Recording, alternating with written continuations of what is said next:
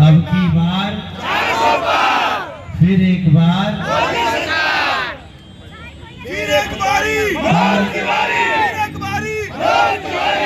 मंच पे हसीन समय दिया मुकंदपुर वासी का चेहरा देखने के लिए यहाँ पर खड़े थे कि एक बार भैया आ जाए हमारे बीच में। आदरणीय राजेश शुक्ला जी हैं।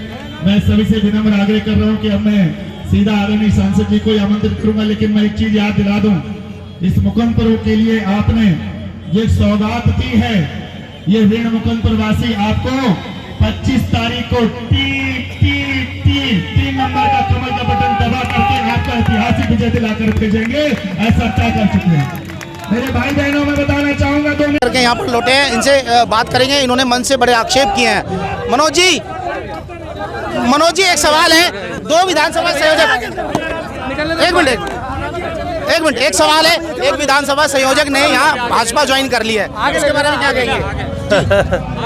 देखिए, नरेंद्र मोदी जी के पक्ष में पूरा समाज है और नरेंद्र मोदी जी को पीएम बनाने के लिए कोई दूसरा सोच लोगों के मन में डाउट है ही नहीं।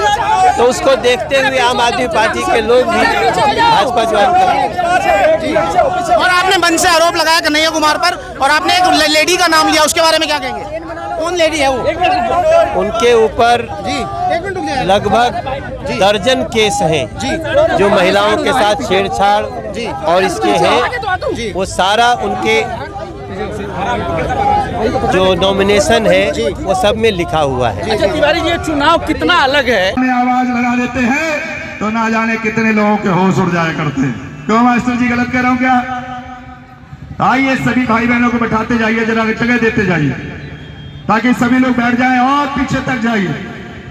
भर दीजिए इस पूरे यहाँ से वहां तक को मैसेज बिल्कुल दे दीजिए मुकंदपुर का, एक तरफा आवाज आनी चाहिए। लगाइए नारा जोर से, जय श्री राम, जय जय श्री राम, भारत माता की, भारत माता की, वंदे। साफ हो जाएगा 25 तारीख तक, किसी का गला खराब ना हो।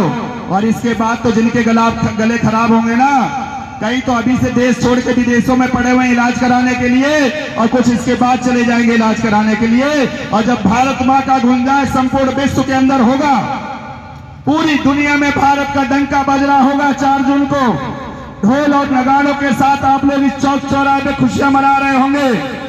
और उस समय का दृश्य जरा आंख बंद करके विचार करके देखिए, खुशी का अनुभव और आभास कैसा होगा। ये सब अपने मनों में, विचारों में रखना है, और उससे भी ध्यान रखना है, ऐसे उन लोगों के साथ चलने को भी ध्यान रखना है। दो प्रकार से ध्यान रखना है साथियों, बराबर सबका साथ सबका विकास करते हुए, चाहे मैं यहाँ आपका एक नगर सेवक, चाहे सांसद हमारे, चाहे देश का प्रधानमंत्री, सबके साथ सबके विकास की बात करते हुए आगे बढ़ रहे हैं। लेकिन अगर इसमें भी कोई देशद्रोहियों के साथ घूम करके और चमकाने का काम करेगा, तो आप सबके आशीर्वाद से कह रहा हूं, उन्हें भी चमक जाना पड़ेगा, क्योंकि इस बात के लिए हम लोग तैयार खड़े हैं। जो भारत माँ के टुकड़े करने वाले लोगों के साथ जयकार करेगा, ये भारत माँ के बेटा बेटियां उन्हें किसी भी कीमत में अपने आप में स्वीकार नहीं करेंगे, नहीं करेंगे, नहीं करेंगे। सही कह रहा हूं, गलत कह रहा हूं? तो लगाइए नारा, भारत माता की, भारत। चप्पल नहीं, जूते पहन के आते हैं और कमीज को अंदर करके आते हैं। जिसको इतना भी ज्ञान ना हो, जिसे इतना भी ना हो, सब कुछ ज्ञान है, लेकिन लोगों को बेवकूफ बनाते हैं। कैसे कहते हैं? जैसे मैं यहाँ पर बैठा हूं और मैं कह रहा हूं, मुझे भाइयों बहनों एक चिंता सता रही है कि यहां से जो इस आंदोलन से जो विकल्प निकलेगा, उस विकल्प में से जो व्यक्ति कुर्सी पर बैठेगा, कहीं वो बेईमान ना हो जाए। तो उन्हें मालूम था कि सबसे बड़ा बेईमान तो मैं हूं, तो मैं पहले ये बात कह दूं तो सबकी नजर में मैं ईमानदार हो जाऊंगा, और जब ईमानदार हो जाएगा तो हमारे जैसे बेईमान को वो बिठा देंगे, और ज्यादा दिन नहीं चल पाए, 10 साल भी मुश्किल हो गया, 9वां साल है और जेल की सलाखों के पीछे चले गए। आप समझ सकते हैं उनका क्या रवैया होगा, किस तरह की सोच होगी। मैं भाई शिषपाल रावत जी से आग्रह करूंगा